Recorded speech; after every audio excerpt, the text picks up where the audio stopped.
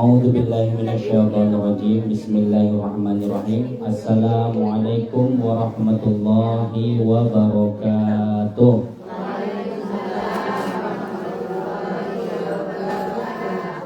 Bismillah, alhamdulillah, wassalatu wassalamu ala rasulillah, amma ba'du.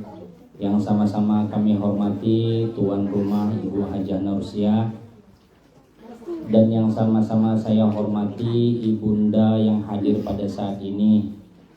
Sebelum kita mulai ceramah, Ibu, saya tidak akan lama-lama, paling 15 menit. Karena lama ataupun tidak, bayarannya tetap sama. Jadi lebih baik singkat, padat, selesai. Sebelumnya saya kurang enak badan, Ibu, saya minta maaf sebab tadi malam gak karuan tidur karena tentang ustadznya kita jemput. Ustadznya dari Pekanbaru sampai di Simpang Sambung jam 3 malam. Jadi jam 3 malam itulah kita jemput untuk menuju Masjid Baitul Mu'minin. Tadi Ibu tadi dengarkan rata-rata ada nggak yang nangis tadi dengarnya? Banyak kan? Betul. Memang Ustadz Doni itu spesialis membuat orang nangis. Nah, itu dia. Luar biasa. Tersentuh ya, Bu? Betul. Itu memang yang membedakan saya dengan Ustadz Doni. Kalau Ustadz Doni ceramah membuat nangis, kalau saya membuat tidur. Nah, kalau enggak ngobrol. Tengoklah nanti 15 menit pasti ada yang ngobrol nanti. Nah, kita nggak lama-lama, Bu. Kita 15 menit saja. Oke, Bu, kita mulai dari awal sekarang ya. Ustadz, di sini Ustadz duduk, Ustadz. Biar kenal, Ustadz. Biar kenal. Assalamualaikum. Ini Bu, Ustadz Doni kita. Jadi kalau tadi di sana tadi kan Ibu kan ngelihatnya jauh, kayaknya kecil-kecil dulu, putih-putih kayak tai cicak itu kan. Kalau sekarang baru nampak jelas. Alhamdulillah Ustadz ini istrinya baru 1. Alhamdulillah. Ada rencana nambah nggak nih Ustadz? Tergantung gurunya. Ini cocok, ini Ustadz Doni nih yang ngisinya daripada kita. Jangan. Oke, langsung kita mulai saja ya, Bu. Kita ulang dari awal lagi. Tolong kita fokus, karena kalau kita fokus malaikat nanti hadir saat ini. Karena Ibu jujur, kalau orang isi kajian, orang mengaji-ngaji tentang ilmu Allah, baik zikir, baik ceramah, baik tausiah, itu rupanya lebih banyak malaikatnya yang datang daripada manusianya. Dan malaikat itu saling memanggil satu sama yang lain dan mengisi di antara sela-sela soft kita yang kosong. Nah, kayak sini, saya kosong nih. Ada nih malaikatnya, cuma kita tidak tahu. Itu bukan kata saya, Bu, pada Rasulullah SAW.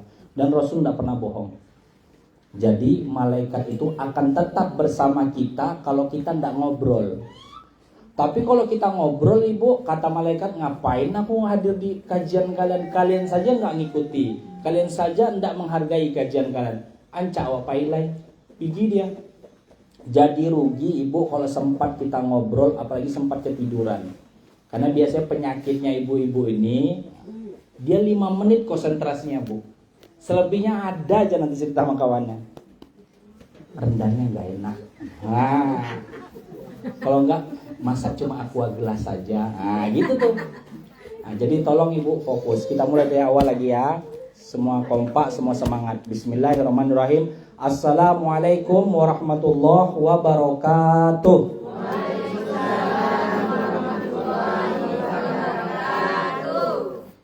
Bismillah, alhamdulillah, wassalatu wassalamu ala rasulillah, amma ba'du. Pertama, wajiblah kita bersyukur kepada Allah. Izin ya Ustadz, ini senior saya nih, segan sebenarnya. Wajiblah kita bersyukur kepada Allah, yang mana Allah telah memberikan kepada kita nikmat yang sangat banyak. Nikmat yang sangat luas, nikmat yang tidak bertepi. Allah memberikan nikmat kepada kita tanpa pilih kasih. Bahkan Allah tetap memberikan nikmat kepada kita di saat kita lalai, apalagi maksiat. Andai Allah memberikan nikmat pada kita sesuai dengan amal, Bu, tidak ada satupun kita yang berhak mendapatkan nikmat. Manusia mana yang bebas dari dosa? Tidak ada. Setiap kita ibu punya dosa, cuma jalannya berbeda. Ada orang yang rajin kali dia membaca Al-Quran, tapi rajin juga bu bilangin orang. Kalau udah ngumpul sesama kawan, sesama grup dan kelompoknya, ada aja dibahas. Padahal waktu lebih banyak aibnya lagi daripada yang dibicarakannya. Nah, itu ada tuh. Ada orang yang gak suka membicarakan orang, tapi dia tiba-tiba sering mengeluh dalam keadaan hidup. Nggak ada aja hidup ini bagian nikmat. Semuanya buruk aja hidup ini. Kalau kita mau kaji-kaji sedikit bu, tidak ada satupun manusia di dunia ini yang lurus-lurus saja. Mana ada? Ada orang yang kaya harta, keluarganya berantakan. Ada orang yang suami istri itu akur, tapi tidak punya anak. Ada orang yang punya anak tapi kapelingan tidak ada. Ada aja. Tapi itulah namanya hidup. Maka dari sekian banyak nikmat yang Allah berikan kepada kita, tidak ada satupun yang wajib untuk kita bilang saat ini yang paling pas, kecuali dari bibir kita keluar kalimat Alhamdulillah. Karena banyak betul Allah memberikan nikmat kepada kita. Nikmat yang sangat banyak. Nikmat ibu sekarang kan baru baca Yasin nih. Dan kita percaya seluruh agama Allah, percaya seluruh aturan-aturan Allah di dalam Al-Quran tanpa kita pilah-pilah. Kita percaya semua dalam Al-Quran, dalam hadis, seluruh aturan Allah kita percaya, meskipun tidak semuanya bisa kita lakukan. Betul nggak bu? Kita percaya nih seluruh isi dalam Al-Quran, tapi tidak semua seluruh isi dalam Al-Quran bisa kita lakukan. Kita percaya saja, percaya itu nikmat bu. Karena itu yang membedakan kita dengan Bani Israel. Bani Israel itu bu, di depan mata dia nampak mukjizat Nabi Musa, beriman dia? Enggak. Pertama waktu itu ada pertarungan antara Nabi Musa dengan Fir'aun. Pertarungannya saling lempar tongkat, tongkat berubah jadi ular. Begitu berubah jadi ular, Nabi Musa agak gemetar. Allah berfirman, wahai Musa, lemparkan tongkatmu. Begitu dilempar tongkatnya, langsung menjadi ular sangat besar. Dicaplok, dimakan semua ular-ular sihir buatan Fir'aun. Kata tukang sihirnya kayak gini, ya Allah, ini gak mungkin sihir, ini pasti mukjizat. Maka sebagian ahli-ahli sihir Fir'aun tuh beriman kepada Nabi Musa alaihissalam. Udah nampak depan mata dia kayak gitu hebatnya Nabi Musa, beriman dia bu? Enggak. Sebagian saja beriman, sebagian lagi enggak.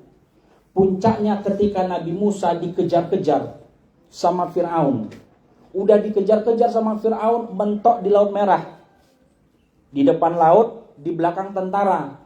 Balik ke belakang, enggak mungkin kita bakal mati dipenggal sama Fir'aun. Maju ke depan, enggak mungkin, karena di depan ada Laut Merah, laut mati. Maka di saat kebuntuan gitu, Bani Israel tadi ngadu kepada Nabi Musa. Kata gini, Nabi Musa tolong kami. Kami ini dikejar-kejar sama Fir'aun karena ikut agama you.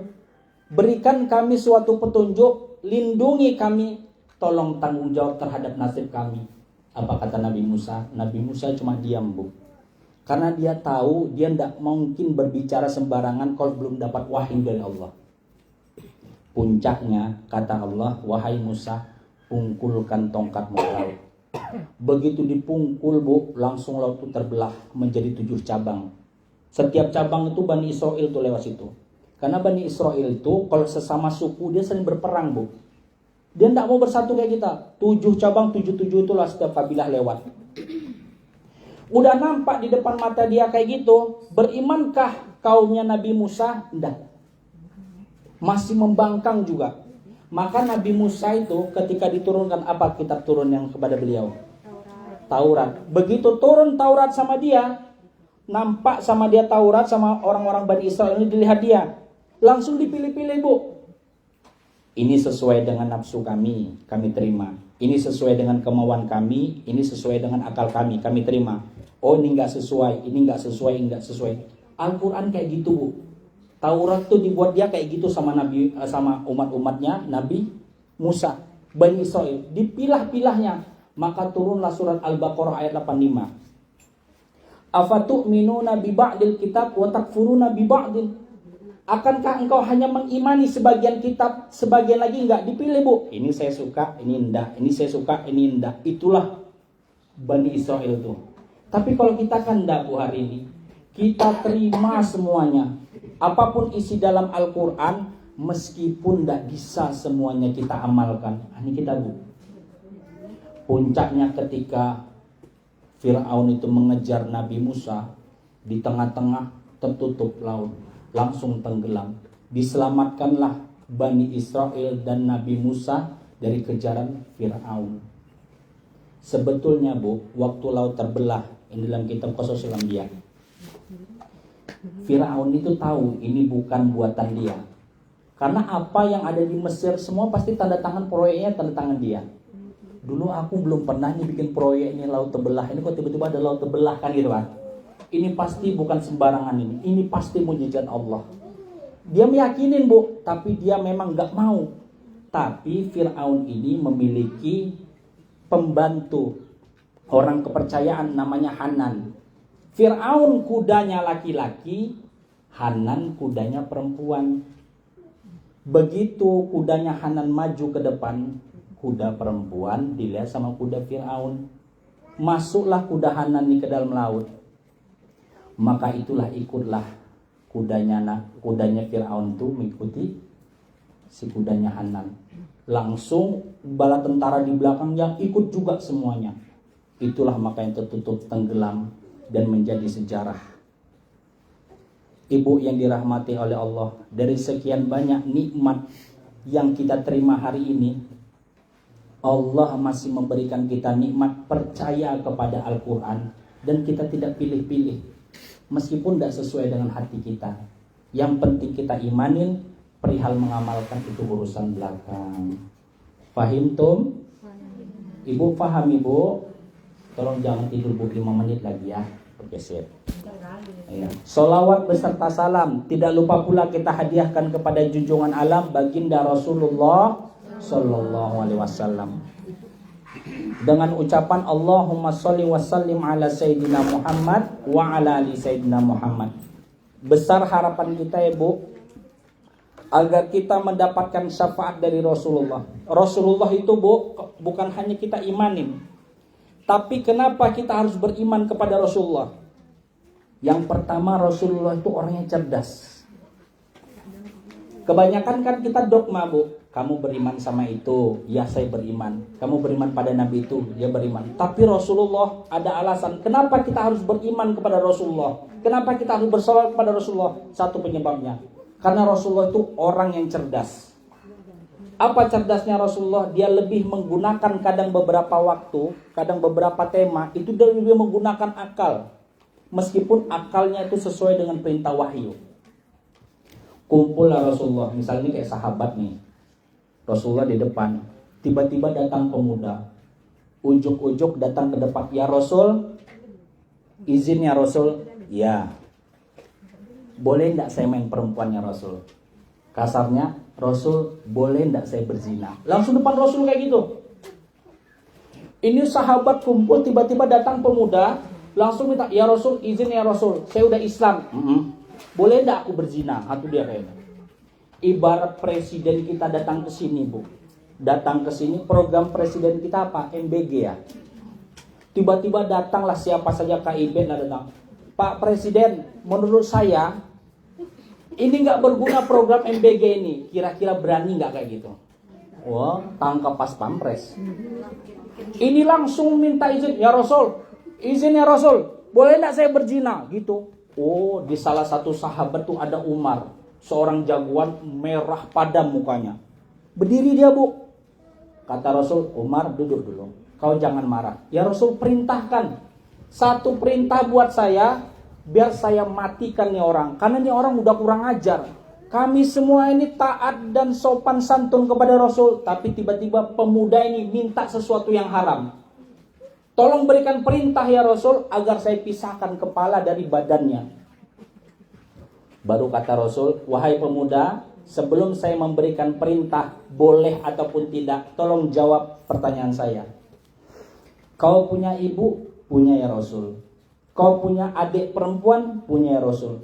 Bagaimana halnya kalau adekmu dan ibumu dizinahi sama orang lain? Kau suka enggak? Oh enggak ya Rasul. Ibu saya wajib saya jaga, adik saya wajib saya jaga. Kalau kau tidak mau adik dan ibumu dizinahi sama orang lain, begitu pula lah dengan orang lain yang akan kau zinahi. Terdiam pemuda itu. Baru Rasul dalam riwayat dan musnad Imam Ahmad ditempelkannya tangannya ke dalam dada pemuda tadi itu sambil didoakan, ya Allah Tuhanku, ampunkan dosanya, bersihkan hatinya, dan jagalah kemaluannya. Semenjak saat itu, dalam riwayat, semenjak saat itu tidak ada satupun dosa yang paling ku benci di muka bumi kecuali dosa main perempuan. Itu Rasul cerdas, Bu. Sebetulnya Rasul kan bisa, ngapain lah kau nanya kayak gini aja? Enggak boleh. Kan bisa aja, Bu. Tapi dimainkannya logika di situ agar masuk di pemuda itu. Rasulullah ini orang yang cerdas. Bukan hanya cerdas, tapi dia membawa wahyu, membawa Al-Quran, meninggalkan sunnah untuk kita semua.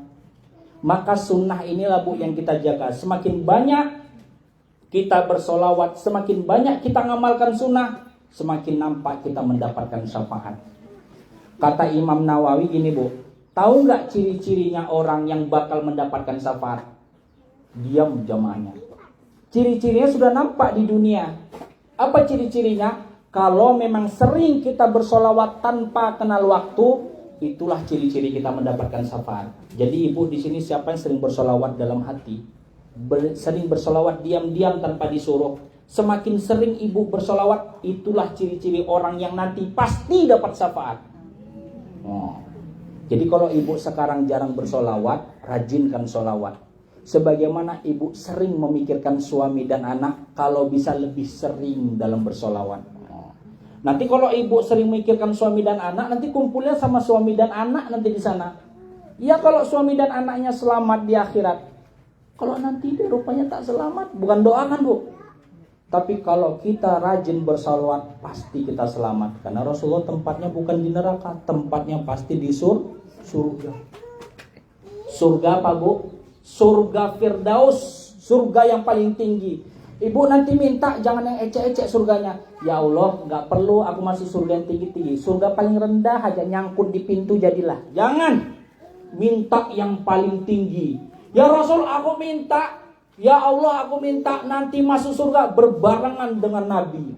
Itu ya. Meskipun amal kita kayak babi, meskipun amal kita jelek, tapi kalau bisa kita minta surga yang paling tinggi beserta para nabi. Ayo ibu kita salawat dulu. Allahumma sholli wa sallim ala Sayyidina Muhammad wa ala ali Sayyidina Muhammad. Udah 15 menit. 5 menit lagi ya, Bu. Iya. Karena pertama kalau terlalu panjang saya nggak ada minum. Itu pertama. Iya. Sorry, Bu. Capek bicara nih, Bu. Serius. Nggak ada. Izin minum ya, Bu. Nanti 5 menit lagi, Bu. Bentar. Biar aja berkapok.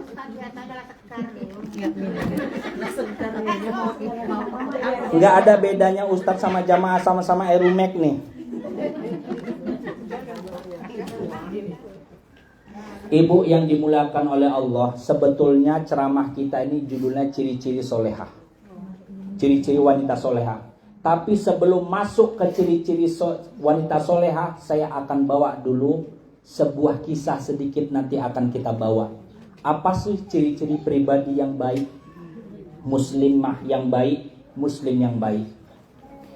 Ketika terjadi peperangan Tabuk, peperangan Tabuk ini, Bu, peperangan yang paling terberat yang pernah dialami sama Rasulullah, yang dipimpin langsung sama Rasulullah. Peperangan ini terjadi di 9 Hijriah dalam kalender 630 Masehi. Peperangan ini sangat jauh dan paling terberat. Kenapa? Karena medannya berat. Peperangan ini, Bu, menang umat muslim tanpa berperang. Jadi berhadapan, ini misalnya kaum muslimin, ini kaum musyrikin, berperang, sama-sama berhadapan, tapi udah kadung nyerah. Jadi yang menang umat muslim tanpa berperang. Itu perang Tabuk. Iya Bu, ayo Bu, selamat datang Ibu. Masya Allah. Ayo Bu, duduk Bu. Kalau nggak duduk kita nggak lanjut nanti. Nah. Lanjut ya Bu, dikit sebentar lagi ya. Ya sip. Sampai mana pula tadi? Perang Tabuk. Rupanya ketika berhadapan kaum muslimin dan tentara kaum musyrikin, rupanya yang dihadapi itu pasukan Romawi bagian timur dipimpin oleh Raja Heraklius. Dipimpin sama Raja Heraklius. Begitu berhadapan, langsung pembesarnya, salah satu penasehat yang ngadep sama Raja. Raja, sebelum berperang saya memiliki pendapat.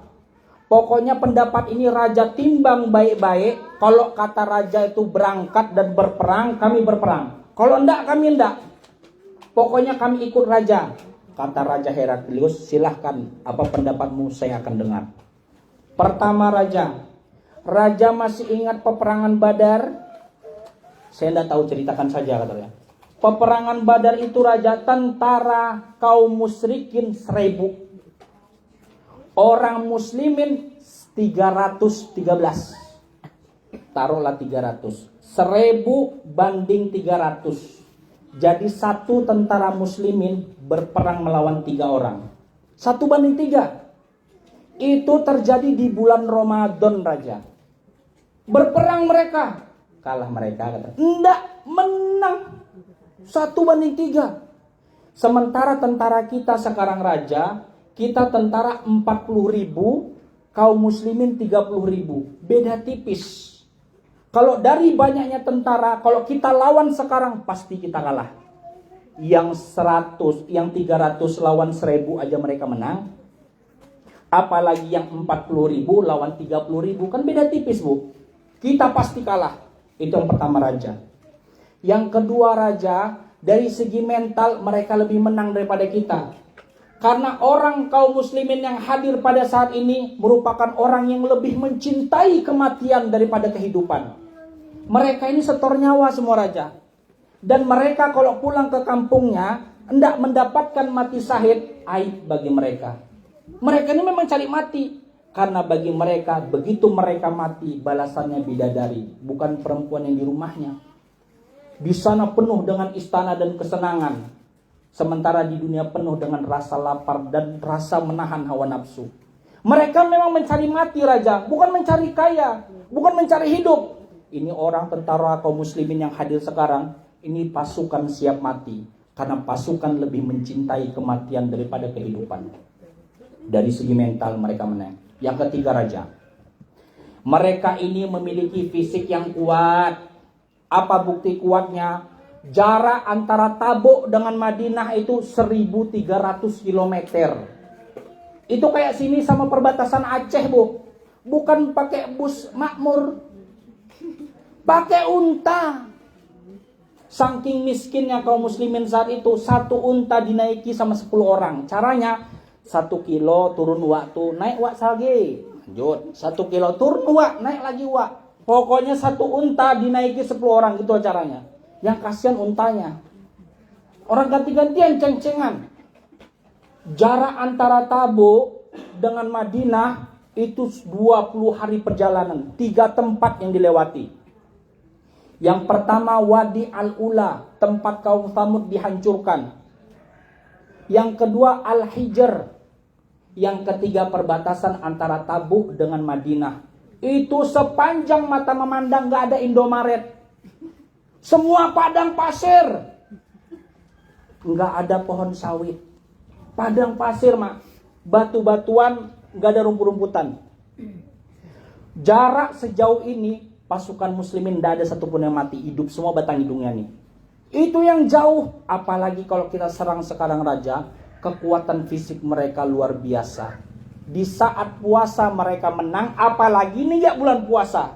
Dari segi jumlah tentara kita kalah. Dari segi mental kita kalah. Dari segi kekuatan fisik kita kalah. Kalau Raja serang sekarang, saya yakin bukan hanya Raja yang terbunuh, tapi mahkotamu King akan jatuh dan akan direbut oleh orang muslim.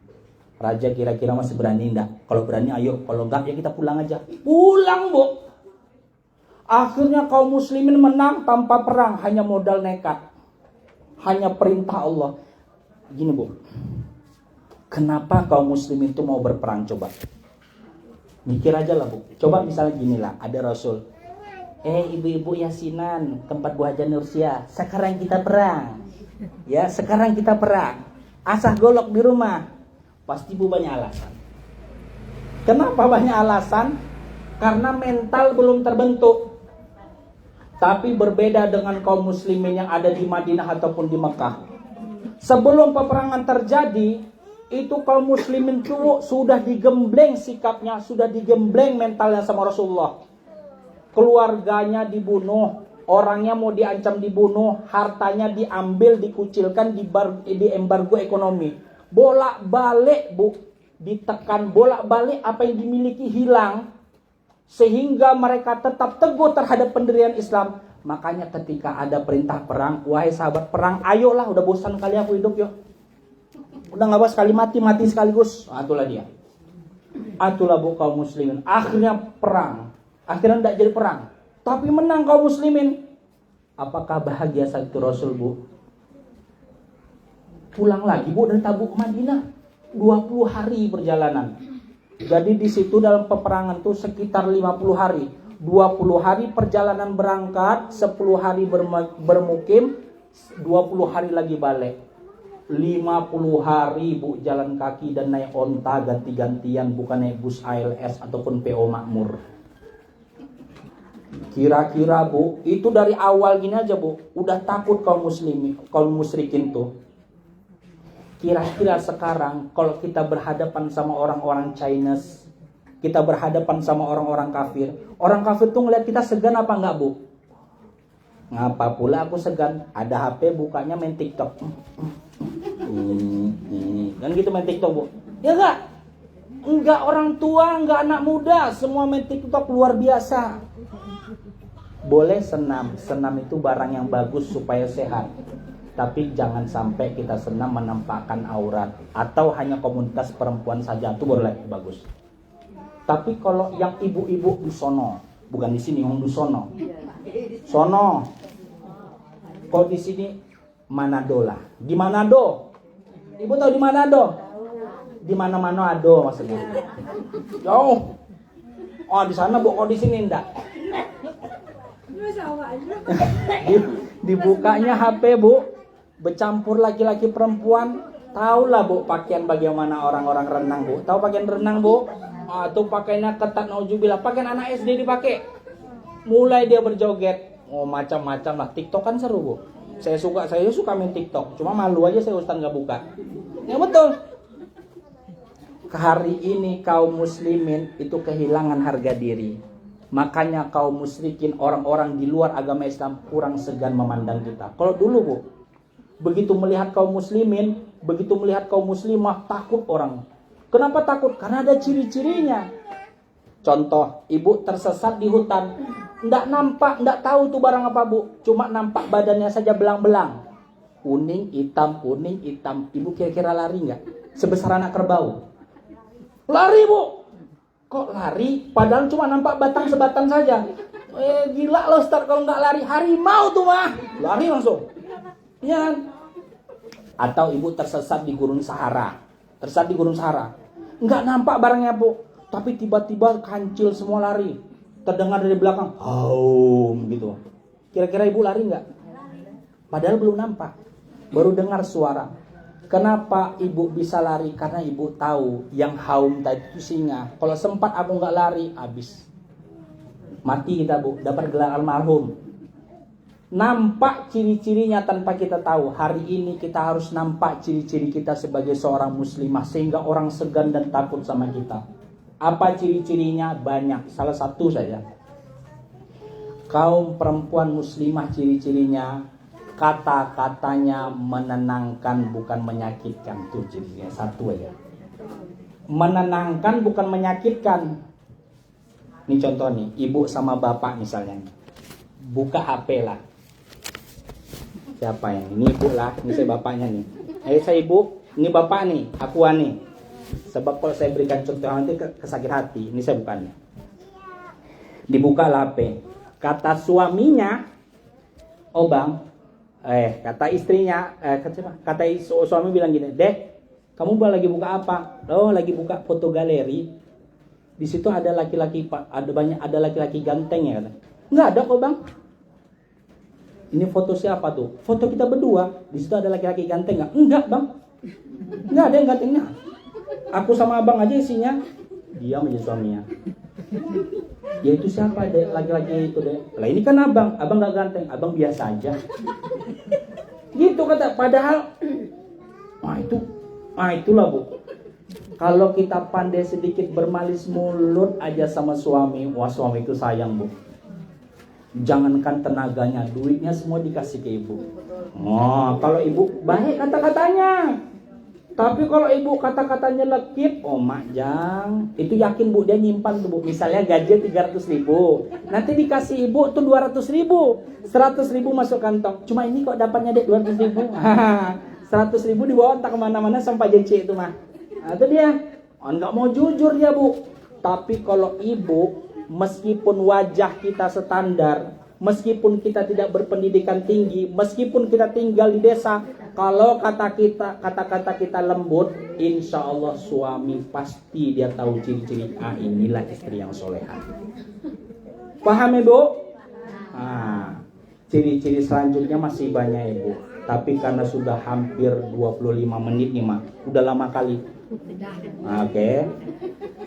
Dan untuk penutup, kita minta sedikit 5 menit aja kata-kata sepatah dua patah dari Ustadz Doni Saputra kita ya bu. Dari Pekanbaru bu nih lah, jauh bu Pekanbaru serius. Bayangkan dari mulai pagi saya kontak Ustadz Doni, jam 3 malam baru nyampe. Perjalanan sini Pekanbaru itu bu mau seharian bu. Seharian bu, kalau jalan kaki. Kalau naik mobil ya 3 jam lah. Tapi kita dengarkan sepatah dua patah dari Ustadz Doni. Sebagai penutup dari saya, mohon maaf apabila ada salah. Sebetulnya ciri-cirinya masih banyak, tapi karena keterbatasan waktu dan keterbatasan tenggorokan saya tutup. Wabillahi taufiq wal hidayah. Assalamualaikum warahmatullahi wabarakatuh. Kita dengarkan tausiah dari Ustadz Doni 5 menit saja dari Dai Pekanbaru ya bu, yang paling ganteng di antara kita semua. Ayo Ustadz. Hah? Cocok. Bismillah. Assalamualaikum warahmatullahi wabarakatuh. Anak raja berlayar malam di tengah laut menangkap ikan. Dari bunyi jawaban salam, bunda-bunda nampaknya banyak yang kekenyangan. Udah pedagang ya Pak.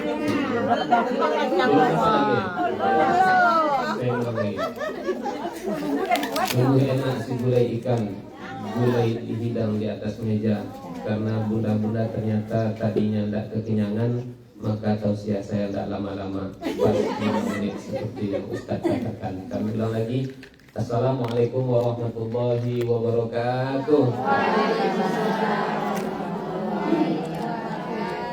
Alhamdulillahirabbil alamin wassalatu wassalamu ala asyrofil anbiya'i wal mursalin wa ala alihi wa ashabihi ajmain. Rabbi shrah li sadri wa yassir li amri wahlul 'uqdatam min lisani yafqahu qawli. Al-Mukarram guru kami, sahabat kami Ustaz Reza, kemudian bunda-bunda yang kami muliakan, kami doakan semoga kita semua senantiasa dalam keadaan sehat walafiat. Allah beri kita rezeki yang penuh berkah melimpah ruah, dan kemudian semoga Allah kokohkan iman istiqomah kita sampai nanti kita semua kembali menghadap Allah Subhanahu wa taala. Rumah tangga kita semoga Allah jadikan rumah tangga dan sakinah mawaddah warahmah. Bahagia kita berkekalan sampai ke surganya Allah Ta'ala. Anak-anak kita semoga Allah jadikan anak-anak yang soleh lagi soleha. Bunda-bunda yang mungkin pajaknya ada yang mati, yang ingin menghidupkan kembali, semoga Allah jumpakan dengan sosok-sosok yang soleh. Sawitnya banyak, habis menikah nanti langsung dibawa ke tanah suci. untuk beribadah umroh dan haji. Amin. Panjang doa saya, doa terakhir yang paling kuat, aminnya. Masya Allah. Ada tanda-tanda nampaknya ini. Syukur kita kepada Allah, banyak-banyak kita ucapkan alhamdulillahirabbil alamin. Salawat dan salam untuk baginda mulia Nabi Muhammad SAW. Sama-sama kita bersalawat. Allahumma salli ala sayyidina Muhammad wa ashghil zalimin bil zalimin. Allahumma salli ala sayyidina Muhammad wa ashghil zalimin bil zalimin wa akhrijna min bainihim salimin wa ala alihi wa sahbihi ajma'in.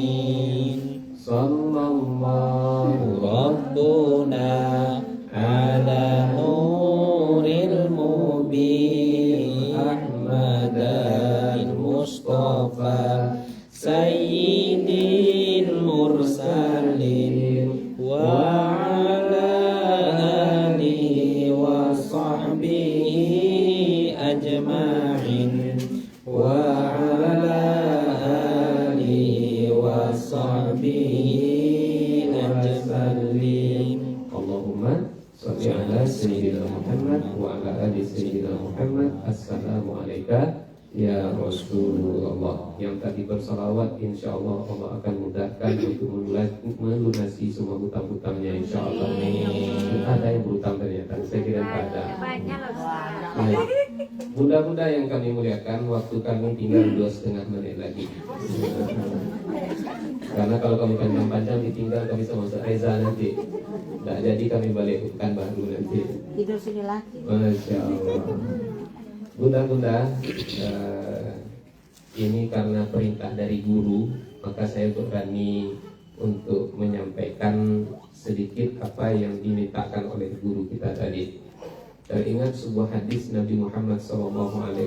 Nabi bersabda, "Majtama'a qaumun fi baitin min buyutillahi yatluna kitaballahi wa yatadarasunahu fima bainahum illa nazalat 'alaihimus sakinah wa ghasyiyatuhumur rahmah wa hafathumul malaikah wa dzakarahumullahu fiman 'indahu."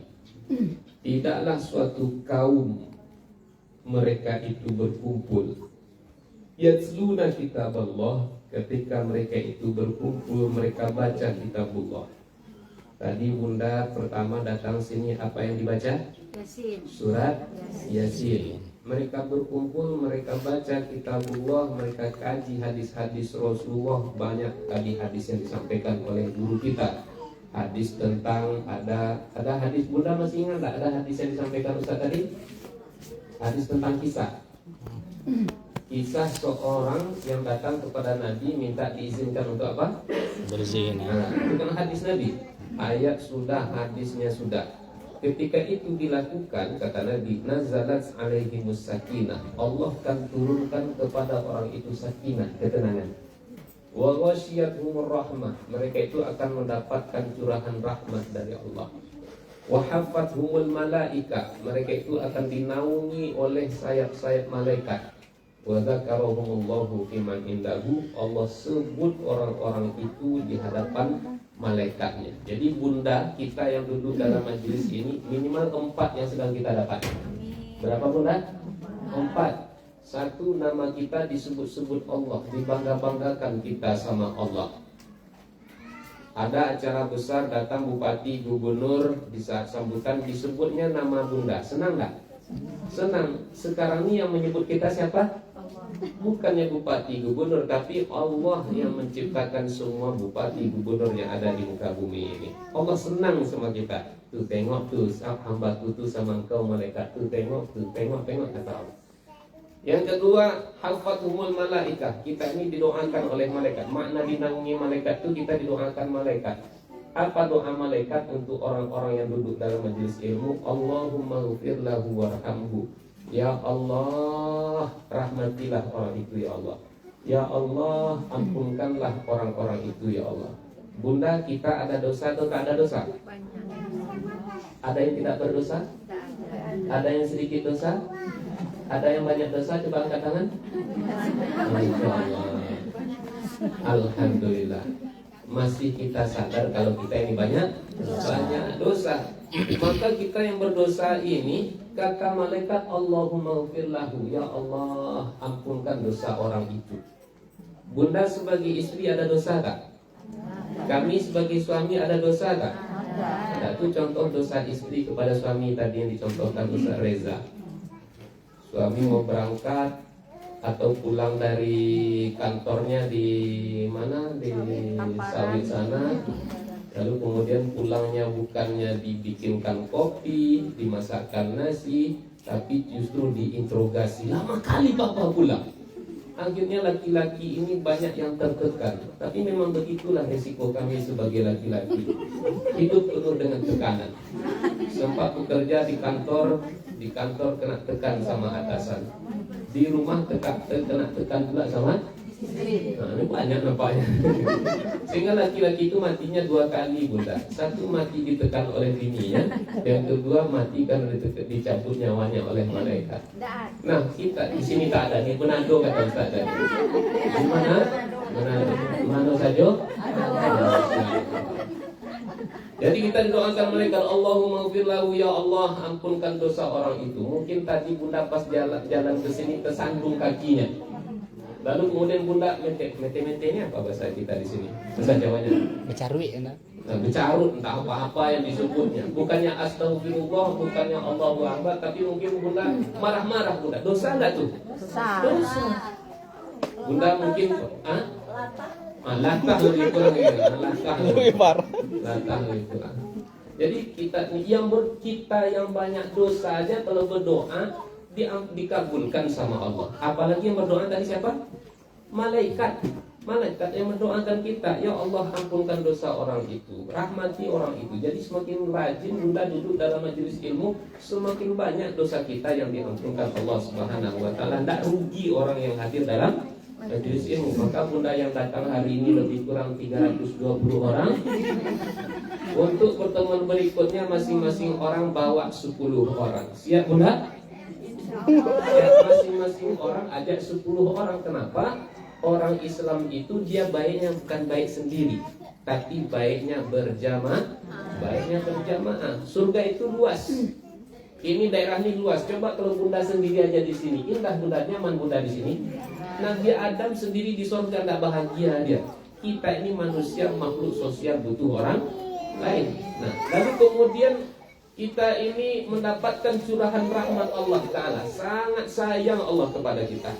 Dan kemudian juga orang yang hadir dalam majelis ilmu itu mendapatkan ketenangan. Saking tenangnya orang dalam majelis ilmu sehingga banyak yang tidur dalam majelis ilmu. Bunda, orang sulit tidur itu karena banyak pikiran. Orang sulit tidur karena banyak pikiran, karena stres barangkali.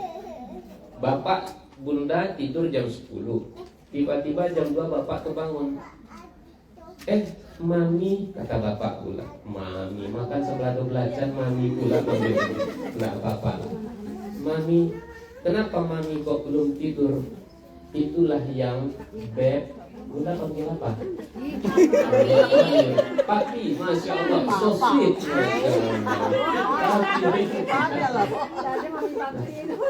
Mami, kenapa Mami kok belum tidur? Itulah bayang anak kita di Pulau Suborang, macam mana makannya, macam mana pergaulannya. Banyak pikiran. Orang sulit tidur karena banyak pikiran. Nanti orang-orang banyak pikiran itu bawa duduk dalam majelis ilmu, insya Allah 3 menit langsung bisa tidur dia, insya Allah tuh. Kenapa dari mata-matanya sudah mata mulai merah. Untuk Ustaz suruh cuma 5 menit. Sempat setengah jam nanti mungkin udah pada tidur nampaknya. Nah Bunda, saya doakan semoga Bunda tetap semangat hadir dalam majelis ilmu, karena kata Nabi, man yuridillahu bihi khairan yufaqihu fiddin. Ciri-ciri orang yang dikehendaki oleh Allah ada kebaikan padanya, Saya ulang, ciri-ciri orang yang ingin Allah, ciri-ciri orang yang Allah inginkan kebaikan pada orang itu adalah orangnya Allah buat senang untuk bermajelis ilmu. Mudah-mudahan kita ini seperti menjadi hamba seperti yang diinginkan Allah Subhanahu wa taala. Seiring dengan itu selamat kita di dunia, bahagia di yaumil qiyamah kalau Allah kumpulkan kita semua dalam surga yang mulia. Amin ya rabbal alamin. Bunda, demikian dapat kami sampaikan. Mohon maaf atas segala kesalahan kekhilafan. Sebelum kami tutup dengan salam, ada yang hendak Bunda tanyakan? Tidak, alhamdulillahirabbil alamin. Wabillahi taufiq wal hidayah. Wassalamualaikum warahmatullahi wabarakatuh. Waalaikumsalam warahmatullahi wabarakatuh. Untuk doa kita minta kepada Wahdana kami persilakan maju ke depan Wak, untuk memimpin majelis taklim ini supaya kita dapat berkah. Ini aja sama Ustaz ya. Saya izin Ustaz ya.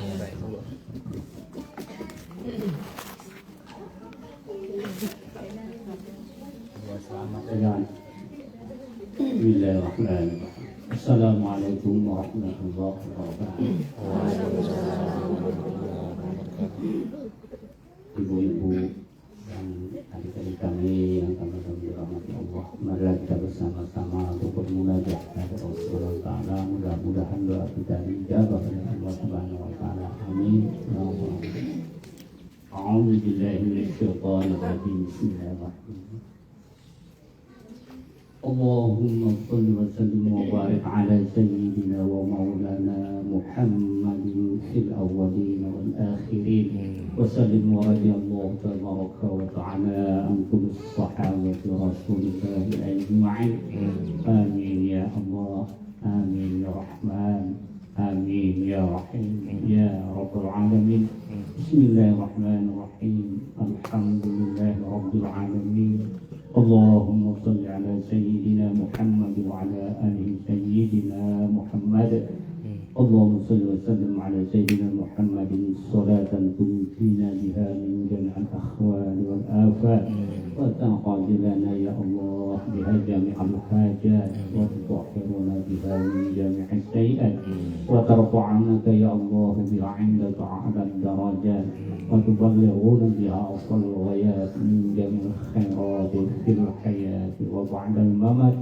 إنك يا مولانا سميع قريب مجيب الدعوات آمين يا الله يا قاضي الحاجات اللهم افتح لنا وابواب الخير وابواب البركة وابواب النعمة وابواب الرزق وابواب القوة وابواب الصحة وابواب السلامة وابواب العافية وابواب الجنة اللهم عافنا من كل بلاء الدنيا والعذاب الآخرة شر الدنيا وشر الآخرة غفر الله لنا ولكم رحمتك يا أرحم الراحمين اللهم اغفر لنا ذنوبنا يا الله ولوالدينا يا الله وارحمهما كما ربيانا صغيرا ولجميع أهل القبور من المسلمين والمسلمات والمؤمنين والمؤمنات الأحياء منهم والأموات برحمتك يا أرحم الراحمين اللهم أنزل الرحمة والصحة والسلامة والمغفرة والهداية والعناية خصوصا على هذه الجماعة